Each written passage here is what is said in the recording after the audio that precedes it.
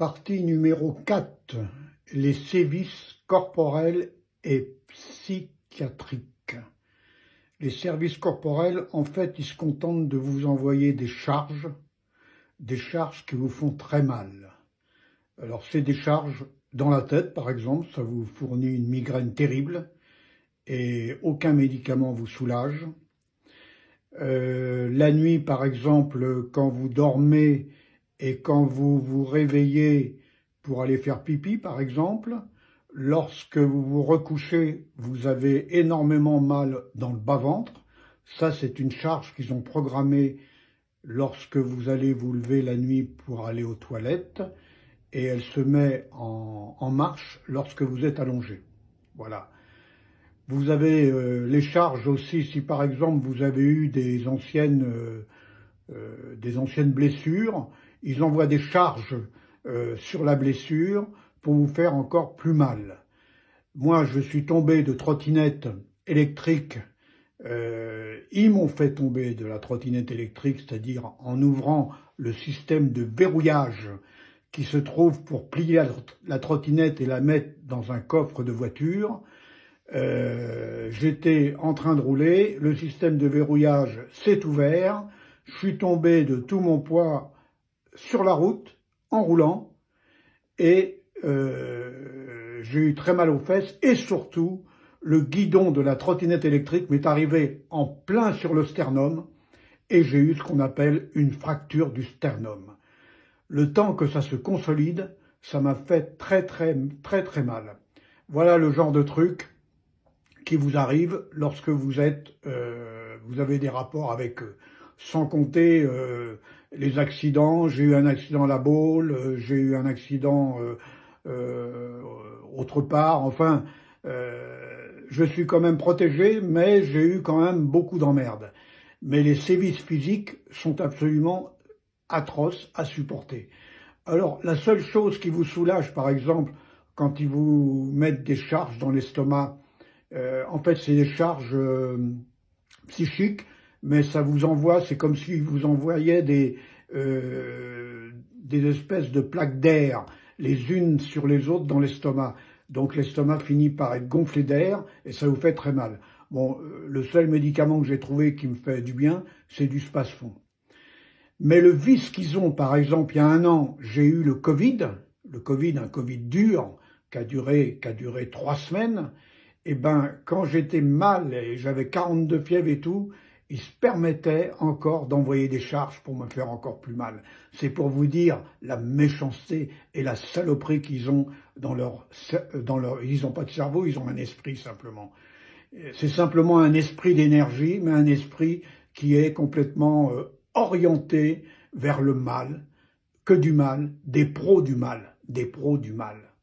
Alors, pour essayer de m'en sortir, évidemment, je suis allé voir le diocèse de Paris. Mais le diocèse de Paris, j'ai été les voir 7 fois. C'est le service de l'exorcisme. Ils m'ont fait ce qu'on appelle une prière de libération, avec un peu d'huile sur le front. Mais ça n'a rien fait. Ça n'a rien fait, parce que moi, les choses de Dieu, je les aime. Je suis en état de grâce. Donc je suis pas comme un possédé qui aussitôt on lui présente un crucifix, il commence à vociférer, à insulter et tout. Je suis pas du tout comme ça. Non, c'est qu'ils sont autour de moi, ils me chevauchent par l'arrière et ils ont un fil spirituel qui les relie à moi. Voilà. Le problème qu'il y a aussi de très dur à accepter, c'est que j'ai une fille de 37 ans qui a été impactée. C'est-à-dire qu'en fait, ils lui ont, avec l'envoûtement qu'ils m'ont mis, enfin je ne sais pas quel envoûtement ils m'ont mis, mais l'envoûtement qu'ils m'ont mis, c'est passé sur ma fille, et ma fille en a beaucoup souffert. Elle a été aussi impactée physiquement. Et elle m'en a voulu à telle enseigne que maintenant on peut presque même plus se voir parce que elle dit que je suis responsable de tous ces problèmes. Voilà. Et elle aussi, elle a beaucoup souffert. Et pourquoi eux, ça leur fait plaisir? Parce qu'ils font souffrir la personne que j'aime le plus au monde, c'est-à-dire ma fille, dont je m'occupe depuis qu'elle a l'âge de 12 ans, parce que sa mère était pas capable de s'en occuper, et moi, même en étant pilote de ligne, je m'en suis occupé avec des jeunes filles au père, pour m'occuper de ma fille. Eh ben, ils ont réussi à couper le cordon entre ma fille et moi, alors que on avait des rapports extrêmement proches. Et ça aussi, ça m'a fait très très mal. Je voulais vous montrer aussi voilà, ça c'est le bouchon d'oreille dont j'utilise pour la clairaudience. J'ai eu du mal à le trouver parce que les autres ne marchaient pas. Ce qu'on trouve dans les pharmacies, ça marche pas du tout. Et donc, tout ça, c'est très très dur à supporter. Je suis allé voir un exorciste à Grasse qui m'a fait une séance vraiment d'exorcisme, mais ça n'a rien donné, ça n'a rien donné. Je suis allé voir un chaman, ça n'a rien donné. Ils s'accrochent comme des malades, comme des malades. Il n'y a qu'une seule chose auquel je crois maintenant, eh ben, c'est la délivrance par le Christ, par la Sainte Immaculée Conception et par les divins. C'est un combat, c'est le mal contre le bien, le mal contre le bien. Mais c'est absolument très difficile à supporter, très difficile à supporter.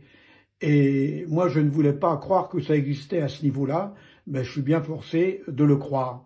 Lorsque j'ai déménagé il y a 6 mois, je ne savais pas où est-ce que j'allais déménager.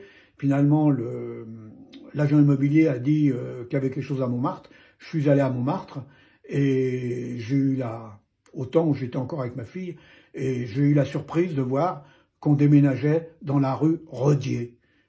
Et maintenant, depuis 1 an, mon tortionnaire principal s'appelle Rodier. Donc, il habite dans ma maison et il habite dans la rue Rodier. Alors, est-ce que c'est un signe? Est-ce que c'est une coïncidence, comme j'ai dit dans ma première vidéo? Ça, je pense pas que ça soit une coïncidence. Ça peut être qu'un signe, mais quel signe? Quel signe? Là, les paris sont ouverts, je ne sais pas du tout quel signe. Je suis allé voir aussi un psychiatre, plusieurs psychiatres qui m'ont dit on peut rien faire pour vous, votre histoire est tout à fait crédible, mais on peut rien faire pour vous. C'est pas de notre domaine, c'est pas de notre domaine.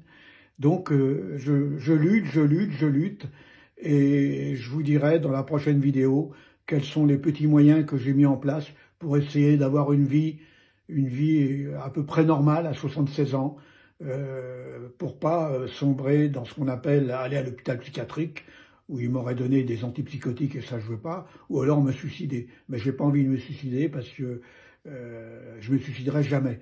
Pareil, je me soumettrai jamais. Jamais, jamais, jamais. Pendant les 3 premiers jours où il me faisait pas dormir, il me disait la nuit, soumets-toi, soumets-toi. J'ai dit jamais, je préfère crever. Et je vais vous raconter une anecdote. Les premiers jours où il m'avait pris au niveau télépathique, j'étais en train de me promener, enfin de me promener, non, j'étais en train de marcher, parce que marcher, ça me faisait du bien, dans Paris, et je voyais, moi, ma fille, je ne l'ai jamais vue nue, jamais. Elle a 37 ans, jamais je ne l'ai vue nue. Et là, je voyais ma fille dans mon esprit, parce qu'ils ont pris possession de mon esprit, c'est-à-dire, ils lisent toutes mes pensées, et ça, c'est un viol 24 heures sur 24. J'ai vu ma fille nue dans mon esprit, dans des positions absolument abjectes, et dans mon oreille droite, il y avait une voix forte qui disait « Dis que tu désires ta fille, dis que tu désires ta fille, dis que tu désires ta fille ». Absolument, pour un père comme moi, absolument atroce à entendre. Voilà. Le prochain numéro, je vous dirai quels sont les petits pare-feux que j'ai réussi à trouver pour que ma vie soit un peu moins pénible. Merci de m'écouter.